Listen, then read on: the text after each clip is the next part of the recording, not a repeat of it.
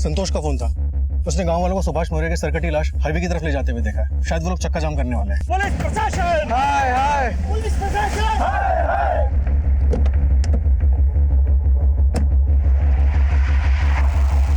Police प्रशासन! हाय हाय! Police प्रशासन! हाय हाय!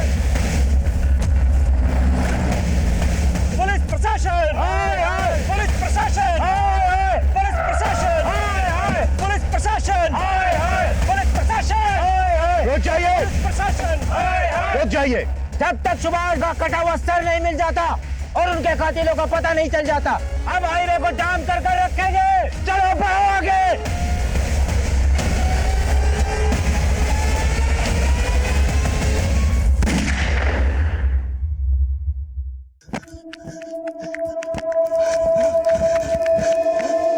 लो अनिल भैया, मार लो भोले बाबा का प्रसाद।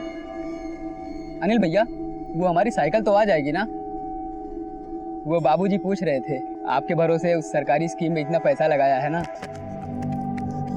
अनिल भैया गजब हो गया। इतना हाफ क्यों रहे हो? वो सुखाराम की बैल पीछे पड़ गई है क्या? बैल नहीं, पूरा गांव पीछे पड़ा है। वो सरकारी स्कीम वाले लल्लन और बच्ची पांडे दिल्ली के ठगी निकले। वो सिलाई मशीन, ट्रैक्टर, वो सब झूठा था। सारे पैसे लेके भाग गए। अरे कब से देगा तू अनिल? पहले पूरे घर का पैसा डुबोया, अब पूरे गांव वालों को डुबो दिया। अरे खोपड़ी में दिमाग है, उसको चिल्ला मार के फूंक दिया तूने। हम अपने भाई के बेवकूफ के लिए आप सबसे माफी मांगते हैं। गलती तुम्हारी नहीं, तुम्हारे भाई की है। इस काम के सभी लोग तुम्हें बहुत मानते हैं, जिसकी वजह से पंचों ने पुलिस को नहीं बुलाया। पर तुम्हारे भाई की वजह से जिन लोगों के पैसे डूबे हैं वो तो लौटाने ही पड़ेंगे। तुम्हें 1 साल का वक्त दिया जाता है ताकि तुम पर अधिक दबाव ना पड़े।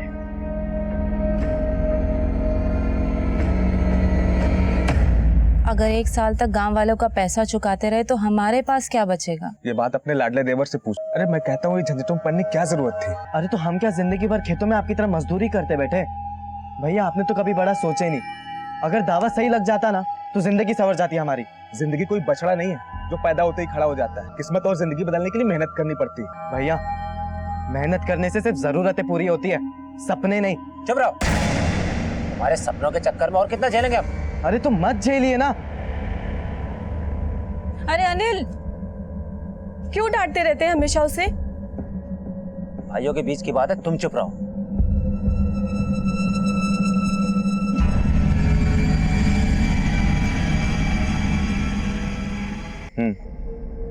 चलो बाद में बात करते हैं। अनिल, हाँ भैया चले? हाँ चले। चला जा।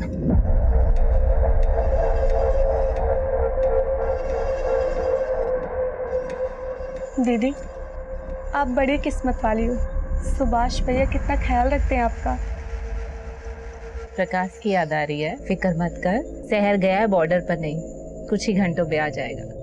उनके लौट के आने से भी क्या होगा दीदी? वो पास होते तब भी यही लगता है कि कहीं और है वो। उदास क्यों होती है? देखिए सब ठीक हो जाएगा।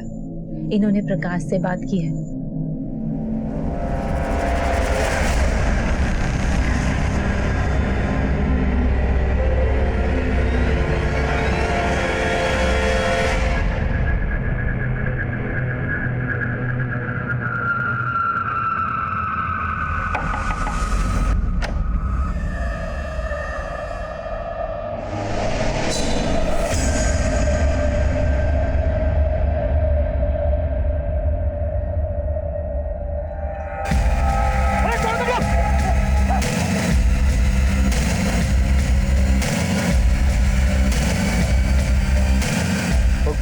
गोपाल की जय, कन्हैया लाल की।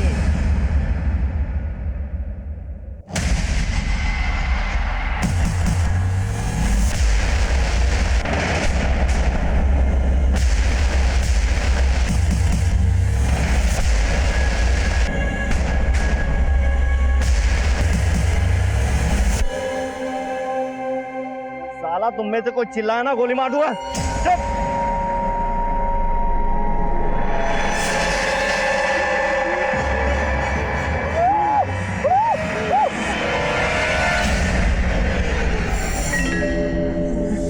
इसको ले चलो।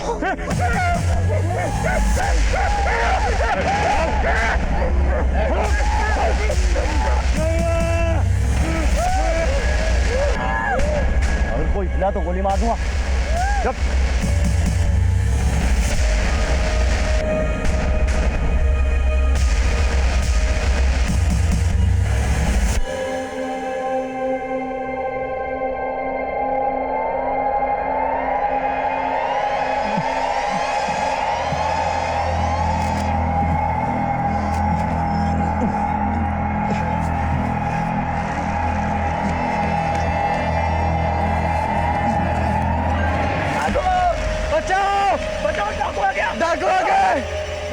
डाकू आ गए, बचाओ! अरे जागो जागो, अरे डाकू आ गए, बाहर निकलो सब, अरे डाकू आ गए।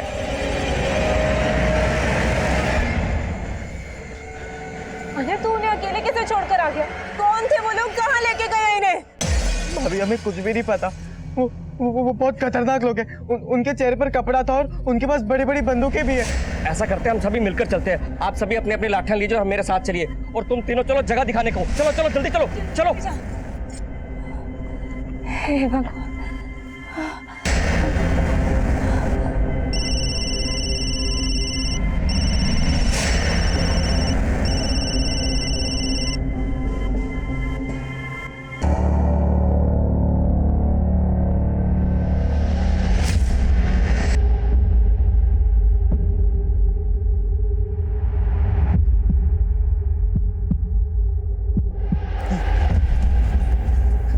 सरपंच जी, ये वही जगह जहाँ पर हम पे हमला हुआ था, वही कई झाड़ियों के पीछे हमें बांध के रखा था।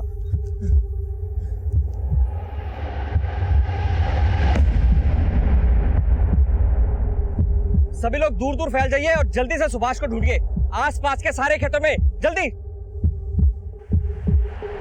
सुभाष! सुभाष भैया! सुभाष! सुभाष!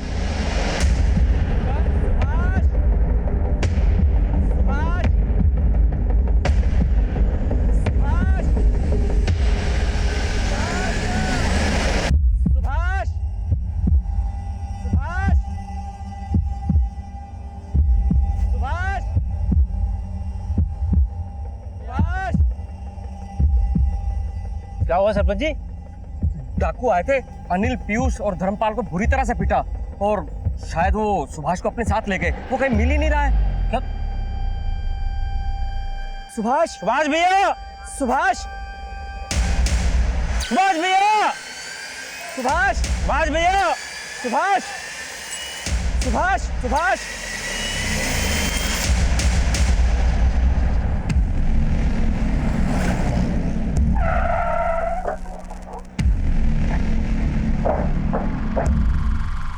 साहब, हमारा नाम धर्मपाल, ट्रांसपोर्ट का काम है हमारा।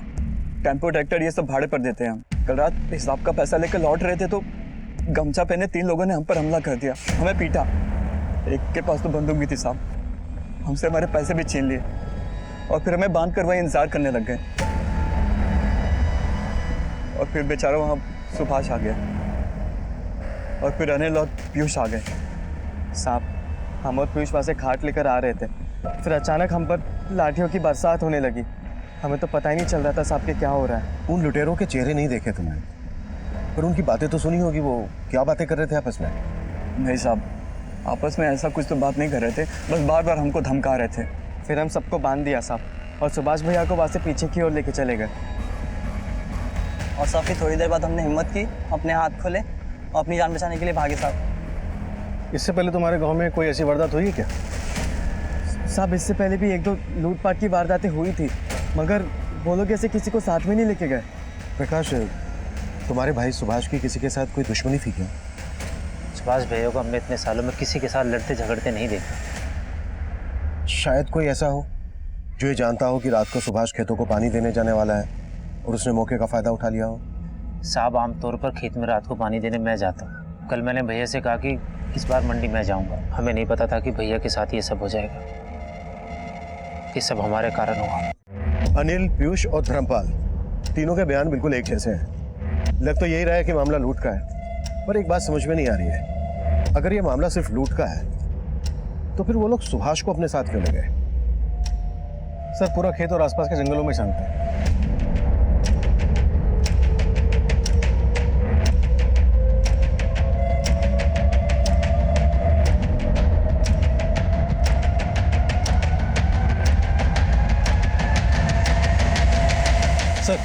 सर एक लाश मिली है, लेकिन क्या? लेकिन उसका सर गायब है। व्हाट?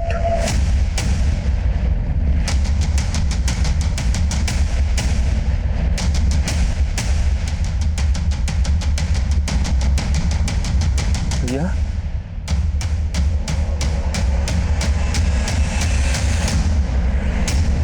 श्रीवास्तव, सिर भी यहीं कहीं आसपास होगा, ढूंढो।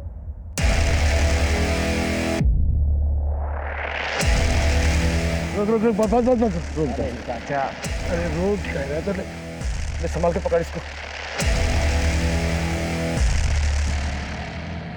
इस आदमी ने परेशान करके रख दिया यार।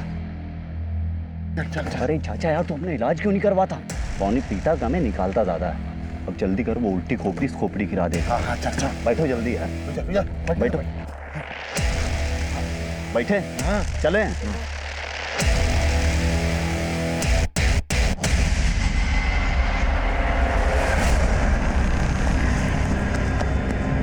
भाभी भाभी भाभी भाभी, सुभाष भैया की लाश मिली है। भाभी भाभी क्या हो गया? हमने उस इलाके के आसपास का सारा जंगल दोबारा से छान मारा। 15 घंटे चली सर्चिंग के बाद भी सुभाष का सर हमें कहीं नहीं मिला। इस दौरान सुभाष के परिवार के साथ साथ पूरा गांव भी हमारे खिलाफ हो गया। पोस्टमार्टम के लिए वो हमें सुभाष का धड़ सौंपने के लिए तैयार ही नहीं थे। उन्हें समझाने के सारे प्रयास विफल रहे और आखिर में बेकाबू हुए गांव वालों ने चक्का जाम करने का फैसला किया।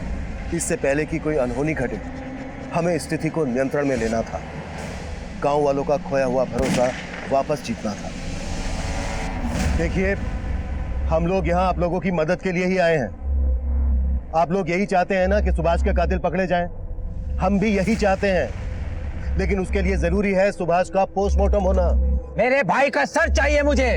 आपने तो हाथ खड़े कर दिए कि उसका सर नहीं मिला। अगर आप लोगों में से कोई हमारी बात को समझ रहा है तो प्लीज समझाइए इसे। देखो, जितनी देर होगी पोस्टमार्टम रिपोर्ट आने में, उतनी ही देर होगी तुम्हारे भाई को इंसाफ मिलने में।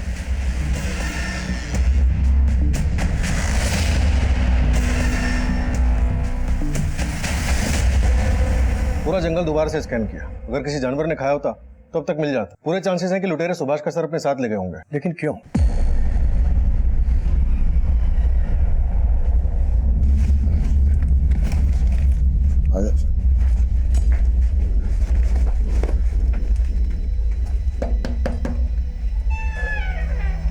काम हो गया आपका। जैसी मांगी थी वैसी खोपड़ी लाए। कातिल सर का क्या करेंगे, ये बात समझ में नहीं आ रही है। ये लोग पहले से उस जगह पर घात लगाकर बैठे थे। सबसे पहले इन्होंने धर्मपाल को पकड़ा, उसे पीटा, लूटा और बांध दिया। और फिर वहां सुभाष आया, उसे भी पीटा और बांध दिया गया।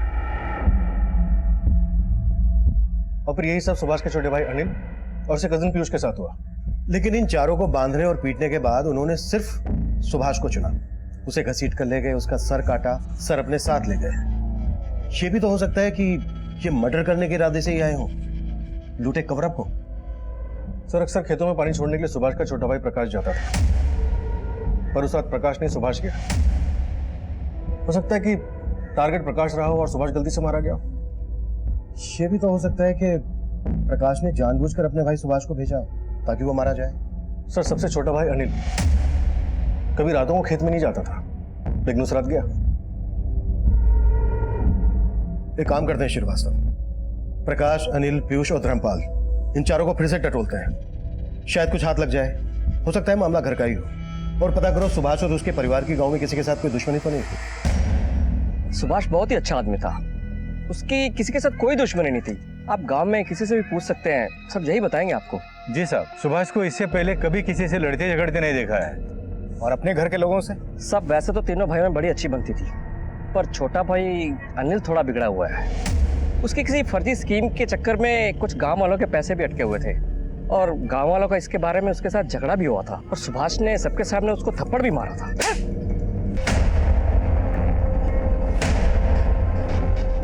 वो दिन क्यों चुना? कैसा सवाल है साहब? बहुत ही सीधा सा सवाल है प्रकाश। रोज खेतों को पानी देने तुम जाते थे और तुम्हारा भाई सुभाष मंडी, लेकिन उस दिन उल्टा हुआ और तुम्हारा भाई मारा गया। पर मुझे मालूम होता उस दिन वहां कुछ ऐसा होने वाला है मैं खुद जाता, भैया को कभी नहीं जाने देता। साहब सुभाष, प्रकाश और अनिल, जहाँ तक हम जानते हैं तीनों भाइयों में बहुत अच्छी बनती थी। सीधे साधे लोग हैं साहब। आप बार बार हमसे वही सवाल क्यों पूछ रहे? साहब हमने हमारे भैया को खोया है, और साहब हमें परेशान करने से अच्छा आप जाके भैया के कातिलों को ढूंढिए। हमें आपको जो कुछ भी बताना था ना, हम आपको सब बता चुके। ठीक से याद कर लो अनिल, क्या वाकई में तुमने हमें सब बता दिया है? जी साहब, सब बता चुके। पूरी पंचायत के सामने तुम्हारे भैया सुभाष ने तुम्हें थप्पड़ मारा था, ये बात तो तुमने हमें बताई नहीं, और ना ही अपनी उस फ्रॉड सरकारी स्कीम के बारे में हमें बताया। साहब अनिल ने जानबूझ के फर्जी स्कीम सबको नहीं बेची थी साहब, और सब धोखा तो हमारे साथ भी तो हुआ ना साहब। लेकिन सुभाष ने इसके लिए अनिल को जिम्मेदार ठहराया था, उसकी बेइज्जती की थी सबके सामने, इसलिए अनिल ने और तुमने मिलकर सुभाष को ही कहीं। ये क्या बोल रहे साहब आप? ना मैं ऐसा कर सकता हूँ ना अनिल। तो क्या प्रकाश ऐसा कर सकता है? आप पागल हो गए? हमारे लिए और प्रकाश भैया के लिए सुभाष भैया पिता समान थे। सब कुछ भी बोले जा रहे हो आप। गुस्से की धार अक्सर रिश्तों की डोर काट देती है। जब सुभाष ने सबके सामने तुम्हें थप्पड़ मारा था, गुस्सा तो आया होगा तुम्हें। तीनों भाइयों का रिश्ता इतना कच्चा नहीं था साहब। लेकिन ये बात एकदम पक्की है कि किसी ने तगड़ी दुश्मनी निकाली तुम्हारे भाई से, वरना कोई उसका सर काट के क्यों ले जाता? अगर दुश्मन घर के भीतर का नहीं है तो फिर कौन हो सकता है? हम नहीं जानते। पता नहीं साहब।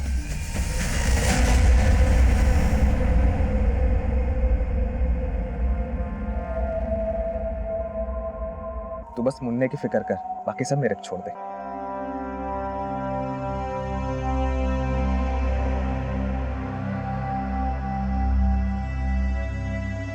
दीदी, मुझे कुछ ठीक नहीं लग रहा है। प्रकाश कभी मंडी नहीं जाते थे, लेकिन उस दिन गए। उस रात जब ये सब हुआ तो हमने उन्हें फोन भी किया था। उन्होंने फोन काट दिया और फिर बंद कर लिया। क्या ये सब इत्तेफाक है?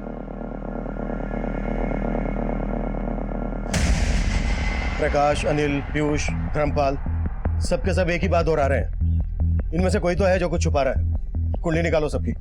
सर जिस तरह से सर काटा गया उससे लगता है किसी पेशेवर का काम है। 3 लोग थे, किसी गैंग से जुड़े हुए हो सकते हैं। शायद सुभाष के किसी दुश्मन ने सुपारी दी।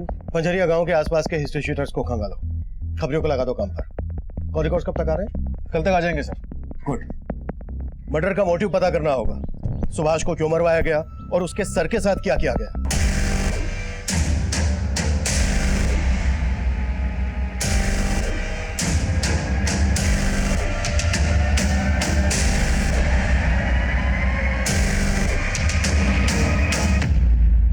हो सकता है इस बार ये चचा भतीजे मारपीट और लूटपाट से आगे निकल गए हो, मर्डर की सुपारी ली हो। हिस्ट्री शीटर मिराज बनारसी भी इसी दौरान देखा जाता है। अगर देखा जाए तो कड़ियां जुड़ तो रही हैं, लेकिन कई सवाल भी खड़े कर रही हैं।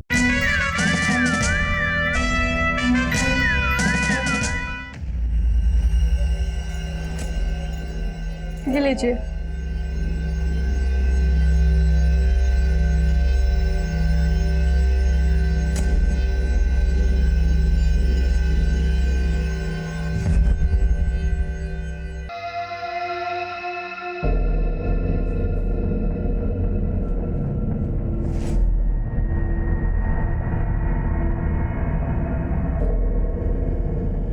साहब सुभाष के घर पे तो मातम सा छाया हुआ। उसके परिवार के हर मेंबर पे नजर रखें, लेकिन कोई हरकत नहीं दिखाई दी। सब लोग शोक में ही हैं। और पंजरिया में कोई नया बंदा दिखा जिसने शायद सुभाष की सुपारी ली हो? वो काम भी चल रहा है सर। सुपारी लेने वाले सभी गैंग में छानबीन कर। जैसे कुछ पता चलता है मैं आपको बताता हूँ। भाभी अगर उस दिन हम भैया की जगह मंडी नहीं गए होते, आज सुभाष भैया। हमने उस रात आपको फोन भी किया था, आपने फोन काट दिया और फिर बंद कर दिया। क्यों? हम भाभी से बात कर रहे हैं, अंदर जाओ। हमसे कुछ छुपा नहीं है। ज्यादा होशियार मत हो। क्या बात करें तुमसे? जब से तुम इस घर में आई हो ना, पूरा सुकून छीन लिया है।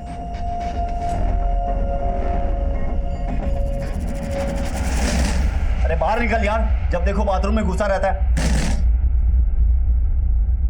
ये मजा आ गया। मजा आ गया?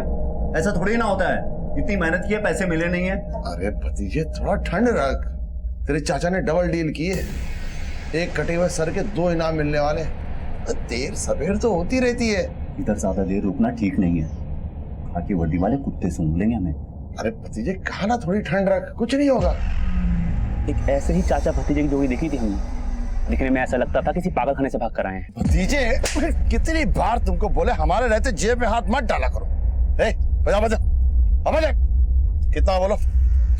40। सब इतना नहीं है चाची, कितनी बार बोले हैं घर से निकलो तो छुट्टे रखा करो।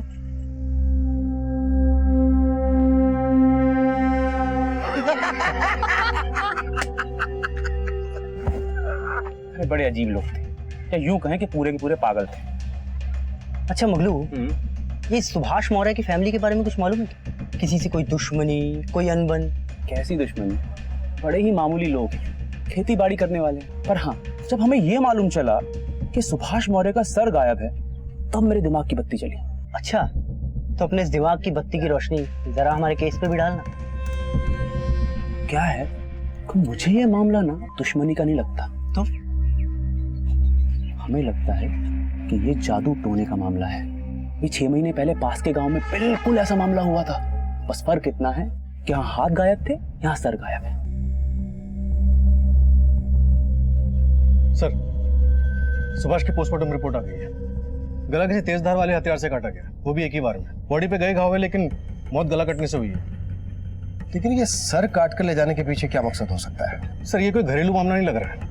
खबरी भोला से फोन पे बात हुई थी, वो भी आ ही रहा है। उसका कहना है कि पंजरिया से कुछ 25 किलोमीटर दूर सूरागंज गांव में कुछ इसी तरह की वारदातें घटी थी। कहना है कि कोई जादू टोने वाला मामला है। जादू टोना यानी नरबली दी गई है। लेकिन उस वक्त वहां पर 4 लोग मौजूद थे, उनमें से सिर्फ सुभाष को ही टारगेट क्यों बनाया गया?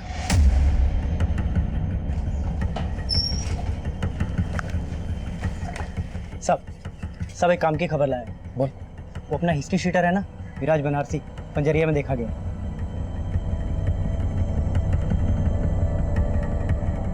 मिराज बनारसी। विराज बनारसी लूट के काफी बड़े केसेस में इन्वॉल्व रहता है। तो 2000 रुपए की लूट के लिए इतनी मेहनत क्यों करेगा? बाद में कोई वजन नहीं है। एक भारी खबर भी लाया साहब। बोलना। गांव में 2 नए कबूतर आए, चाचा भतीजे की जोड़ी।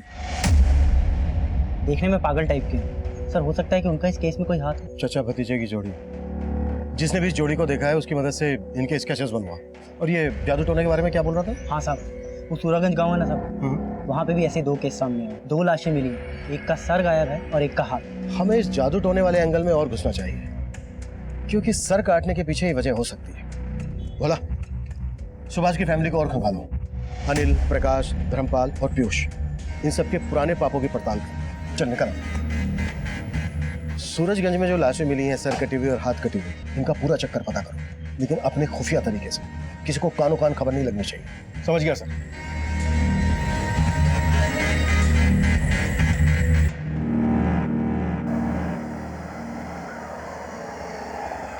नाम तो हमारा इंद्रजीत है, लेकिन जिंदगी से हारे हुए। राहु केतु किस्मत पे ऐसा डेरा डाल के बैठे हैं कि पूछो नहीं। बहुत उम्मीद लगा के तुम्हारे इस गांव में आए हैं भैया। सुना है कोई जादू टोने वाले बाबा रहते हैं आप में? बाबू सही जगह आए, आओ मेरे साथ। यहाँ एक बाबा सुल्तानपुरी रहते हैं जो रूहानी ताकतों को बस में करना जानते हैं। ऐसा कोई मर्ज नहीं जिसका इलाज ना हो उनके पास में। बोलो तो मैं मीटिंग करा दूं, मगर तुमको मुझे 1000 रुपये देने होंगे। भैया जितना पैसा बोलोगे दे दूंगा, लेकिन मेरा काम जरा पेचीदा है। कर पाएंगे तुम्हारे बाबा? ऐसा कोई काम नहीं जो बाबा के लिए मुश्किल हो। इधर आओ। मुझे नरबली देनी है। नरबली? हाँ, उसी से मेरा बेड़ा पार होगा। कर पाएंगे तुम्हारे बाबा? हो तो जाएगा, मगर थोड़ा पैसा ज्यादा लगेगा। अरे भैया जय हो सुल्तानपुरी बाबा के लिए, चलो मुझे वहां पे। चलो जल्दी चलो। तुम्हारी बिगड़ी बन जाएगी। 2 लाख रुपए लेके आओ और अपनी सभी समस्याओं से छुटकारा पाओ। 2 लाख? ठीक है बाबा, मैं अभी जुगाड़ करके लेकर आता हूं।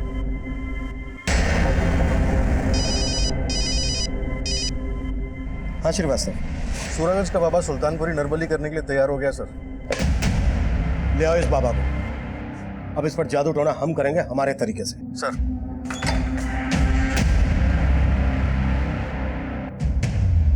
एक और हम जादू टोना और नरबली के एंगल में आगे बढ़ रहे थे और दूसरी तरफ बाबा सुल्तानपुरी का यूं भाग जाना हमारे शक को और पुख्ता कर रहा था।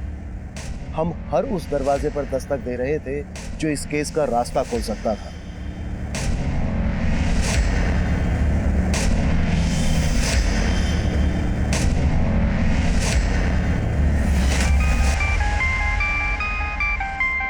हेलो साहब, एक नई बात पता चली है कि सुभाष का भाई प्रकाश पहले धर्मपाल के वहाँ काम करता था, लेकिन अभी कुछ दिनों पहले धर्मपाल ने उसे नौकरी से निकाल दिया। ये बात ना धर्मपाल ने बताई और ना ही प्रकाश ने। लगता है सुभाष की फैमिली काफी कुछ छुपा रही है हमसे।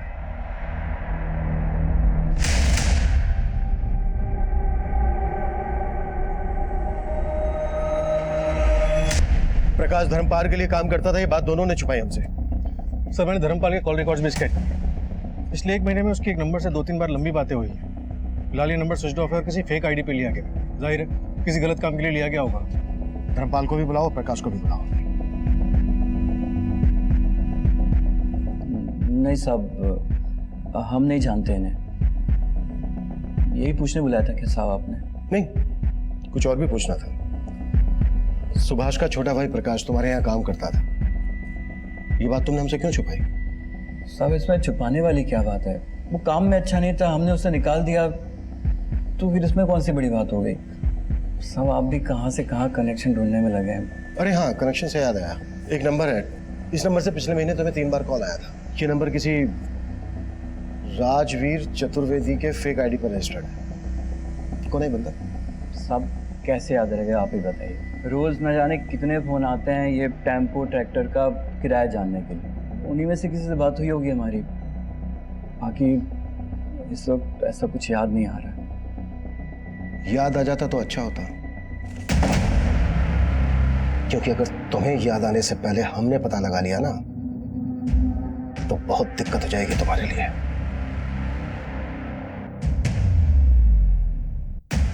सर, हम इन फोटो के बारे में बता चुके हैं, हम इनमें से किसी को नहीं जानते।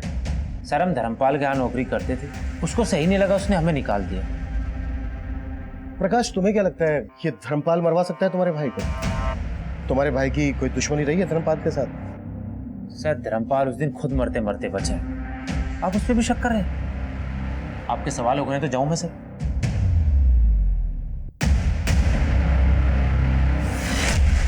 सच बोल रहा हूँ भाई, सुभाष ने प्रकाश की शादी उसे बिना पूछे तय कर दी थी।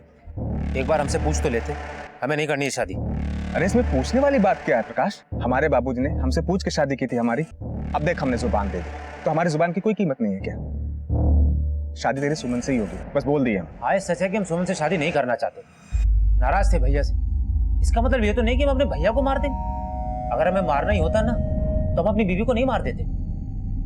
मतलब मारने के बारे में तुमने सोचा जरूर था? हम तो ये सोच रहे हैं साहब, आपके गोल गोल घुमाने में दिलचस्पी है, हमारे भैया के कातिलों को ढूंढने में नहीं। हम इस शादी के खिलाफ थे, लेकिन हम अपने भैया के फैसलों की इज्जत करते थे। सुमन के साथ शादी करके खुश हो तुम? जी नहीं, काट रहे हैं, बिना किसी शिकायत के काट रहे हैं।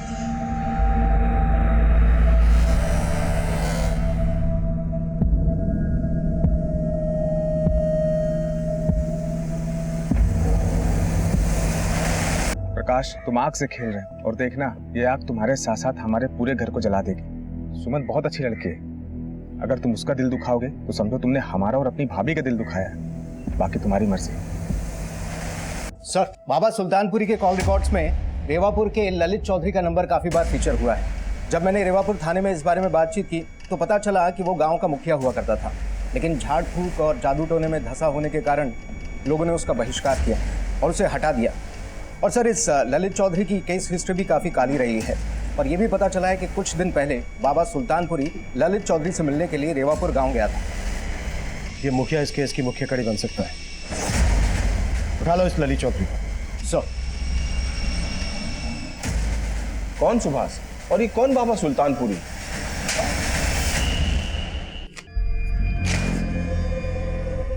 पिछले महीने में कम से कम 11 बार बात हुई है तेरी बाबा सुल्तानपुरी से, और गांव वालों ने बताया कि तुझसे मिलने भी गया था।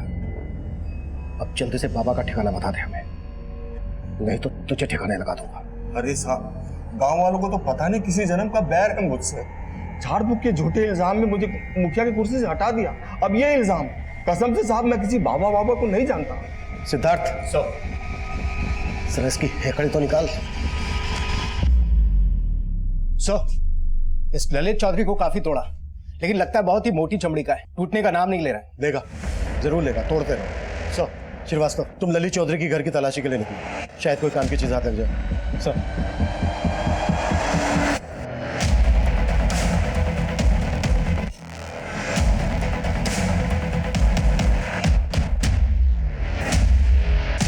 आपने बिल्कुल सही सुना है साहब। ये ललित चौधरी झाड़ फूक में बहुत माहिर है, कई बाबाओं से ताल्लुक है इसके, और कई बार तो रात में अपने खेत में जाके पता नहीं कौन सी काली विद्याएं आजमाता है। ये ललित चौधरी का खेत कहाँ पर है?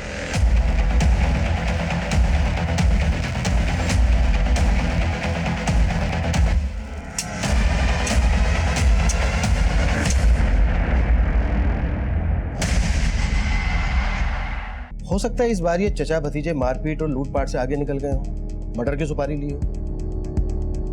हिस्ट्री शीटर मिराज बनारसी भी इसी दौरान देखा जाता है। अगर देखा जाए तो कड़ियां जुड़ तो रही हैं, लेकिन कई सवाल भी खड़े कर रही हैं।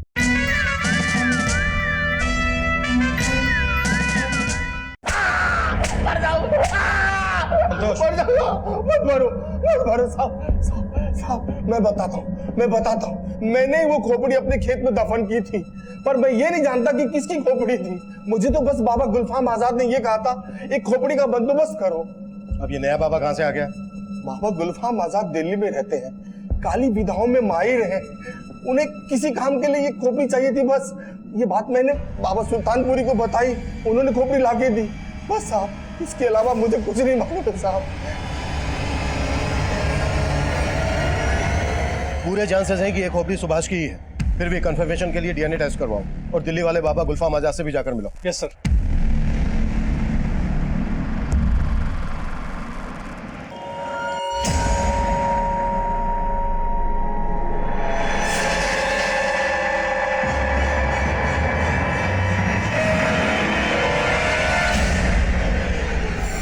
सर, इन चाचा भतीजा का भी क्रिमिनल रिकॉर्ड रहा है। इनके असली नाम फजलू और बिल्लू है।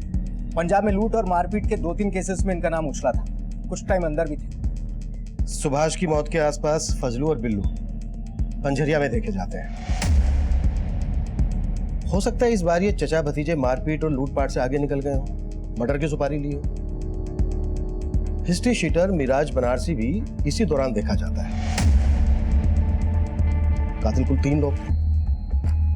अगर देखा जाए तो कड़ियां जुड़ तो रही हैं, लेकिन कई सवाल भी खड़े कर रहे हैं। अगर हम ये मानकर चलें कि इन चाचा भतीजे ने बाबा सुल्तानपुरी को इंसान की खोपड़ी सप्लाई करने के लिए सुभाष का सर कलम किया, तो सवाल ये उठता है कि सुभाष ही क्यों, अनिल, पीयूष और धर्मपाल क्यों नहीं?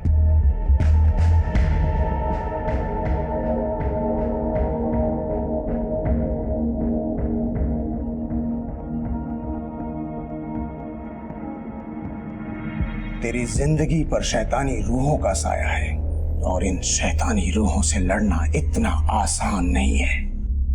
तेरे हाथ की लकीरों को बदलने के लिए मुझे एक नया हाथ चाहिए। तुझे किसी आदमी का दायां हाथ काट कर लाना होगा। बाबा, आपका दाया हाथ काट दूं चलेगा? जनाब, आप मुझ पर बेवजह शक कर रहे हैं। बेवजह शक कर रहे हैं? चल भाग! अब मेरे पास एक खोपड़ी आई जरूर थी, लेकिन वो खंडित थी, इसलिए मैंने उसे वापस कर दी। अब वो खोपड़ी किस आदमी की थी ये मुझे नहीं पता। मैं किसी सुभाष को नहीं जानता ना, मैं इसमें से किसी को नहीं जानता। जनाब, मैं गुनहगार नहीं हूं। रूहानी ताकतों का इस्तेमाल मैं लोगों की परेशानियां दूर करने के लिए करता हूं। बस अब खुद की दूर करने के लिए करना, क्योंकि जेल में तुझ पर बहुत सी परेशानी आने वाली है।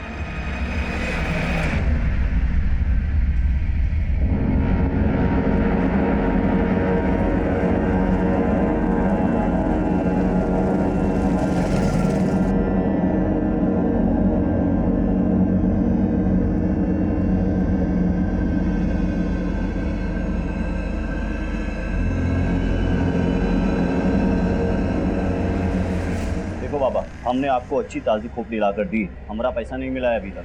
अब हमारी खोपड़ी खराब हो रही है। आपको पता है हम कब से अंडरग्राउंड है।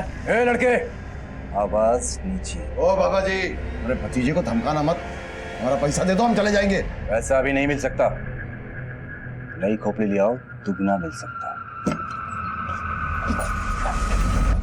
क्या सोच रहे हो चाचा?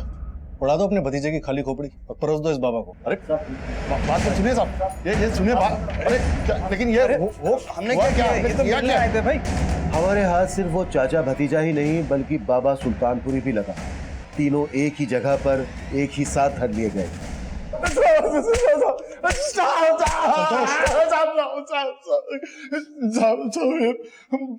बाबा सुल्तानपुरी बहुत उल्टी खोपड़ी है साहब। उसने हमको 2 लाख रुपए ऑफर दिया कटी हुई मुंडी लाने के लिए। साहब, मुझे ललित चौधरी ने 5 लाख रुपए देने का वादा किया था। उसे एक इंसानी खोपड़ी चाहिए थी साहब। उसने कहा था काम खत्म होने के बाद पैसे देगा। मुझे बाबा गुलफाम आजाद ने 20 लाख रुपए देने का वादा किया था। किसी विधि के लिए उन्हें खोपड़ी चाहिए थी। जब उन्होंने खोपड़ी देखी तो वो नाराज हो गए। क्यों? ये नहीं चलेगी, इसके जबड़े टूटे हुए हैं। बाबा बड़ी मेहनत से मिली है, आप बोले तो गूंद से चिपका दूं। ले जा इसे, ये मेरे किसी काम की नहीं है। पर सुभाष को ही क्यों मारा? सुभाष के अलावा उस वक्त वहां पर 3 लोग और भी थे। सुभाष को ही क्यों टारगेट बनाया गया? साहब ये चुनाव मिराज बनारसी ने किया है, मर्डर भी उसी ने किया साहब, हमने नहीं किया। एक मिनट, ये मिराज कहाँ से आ गया बीच में? खोपड़ी की डील तो बाबा सुल्तानपुरी से हुई थी ना तुम्हारी? साहब वो हमें डबल डील मिला था साहब। कैसी डबल डील? देखो हमको किसी को टपकाने का काम मिला हुआ है, लेकिन काम बहुत फैला हुआ है, हमसे अकेले होगा नहीं। देखो मिराज भाई, हम लोगों ने आज तक कहीं फुल मर्डर नहीं किया है और ना ही करना चाहते हैं। क्यों भतीजे? सही कहा चाचा। पहले पूरी बात तो सुनो। मारूंगा मैं ही, तुमको सिर्फ साथ देना है।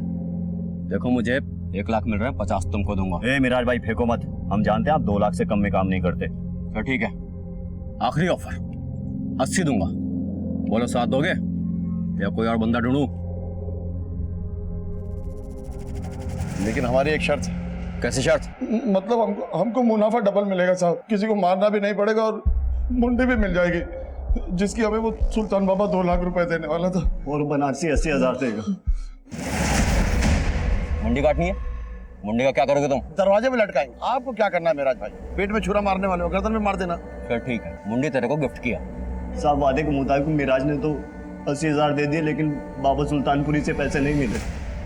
मुझे भी नहीं मिले साहब, ललित चौधरी ने दिए ही नहीं मुझे पैसे। मुझे भी नहीं मिली। बाबा गुलफाम को खोपड़ी में दरार जो दिख गई। मतलब मिराज को सुपारी मिली थी सुभाष को मारने की, ये सही है? हाँ किसने दी थी? ये तो मेरा जाने साहब, हम आम खाते पेड़ नहीं गिरते साहब। सच कह रहे साहब, सच कह रहे।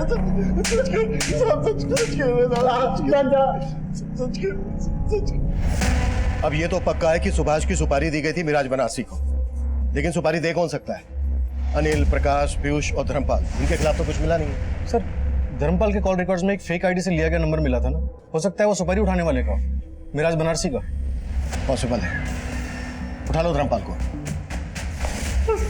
मैंने कहा था तेरे से कि तेरी याद आने से पहले अगर हमने पता कर लिया तो बहुत दिक्कत होगी तेरे लिए। हमें धर्मपाल से मिराज के बारे में कोई लीड नहीं मिली, तभी हमें हमारी खबरियों से मिराज बनारसी के ठिकाने का पता चला।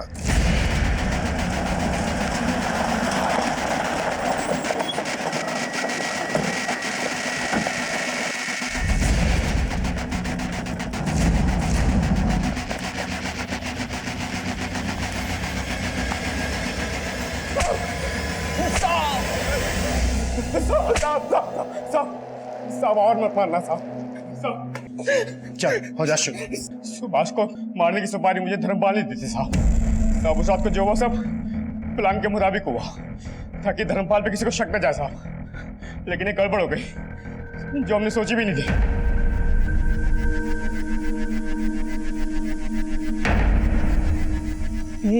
आ रहा बांधो जल्दी बांधो।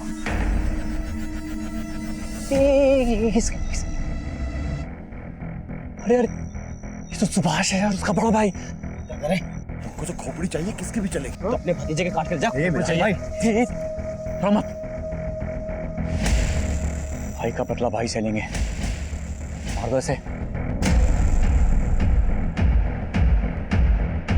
हम जानते थे कि बड़े भाई सुभाष ने ही पूरी फैमिली को जोड़कर संभाल कर रखा हुआ है। हमें लगा कि अगर सुभाष ही मर जाएगा तो उसका पूरे परिवार ही बिखर जाएगा और यही सजा होगी उसके किए की। किसकी बात कर रहा है? प्रकाश की, अनिल की? प्रकाश की। एक वक्त था साहब जब प्रकाश हमारे लिए काम किया करता था। हम उस पर पूरा भरोसा करते थे। घर से कुछ भी लाना ले जाना हो तो उसको ही भेजा करते थे। उसी ने हमारे घर पर डाका डाल दिया। लीजिए भाभी, हो गया आपका टीवी ठीक। कल ही तो ठीक किया था, बार बार बिगड़ क्यों जाता है? नहीं समझे? देखो हमारी आंखों में सुंदर नहीं है क्या हम? अच्छा, हमें ये बात पता चली तो हमने उसे काम से ही निकाल दिया। हमारी जिंदगी दुश्वार हो गई। शर्म नहीं आती तुम्हें? मालकिन होकर हमारे मुलाजिम के साथ। अब तुमसे तो कुछ होता नहीं है। मीनाक्षी, खबरदार ऐसी हरकत की तो हाथ तोड़ देंगे। प्रकाश इस घर में आता है, आता था और आता रहेगा, समझे? मीनाक्षी तो बेशरम, लेकिन प्रकाश को तो समझना चाहिए था। वो अपनी बीवी को धोखा दे रहा था। मेरा और उसका दोनों का घर उजाड़ रहा था वो। अब हमने उसको समझाने की बहुत कोशिश की, लेकिन वो फिर भी हमारे घर पर आता रहा। तो हमने तय कर लिया कि प्रकाश को हमारी बेइज्जती की कीमत चुकानी पड़ेगी। हमने मिराज बनारसी को उसको सुपारी दी और प्रकाश की किस्मत, उस रात उसकी जगह उसका भाई सुभाष आ गया। लेकिन अच्छा ही हुआ साहब, प्रकाश मर जाता तो छुटकारा मिल जाता उससे। वो पूरी जिंदगी मेरी तरह तड़पेगा, अपनी गलती पर रोएगा। यही चाहिए था मुझे, यही चाहिए था साहब।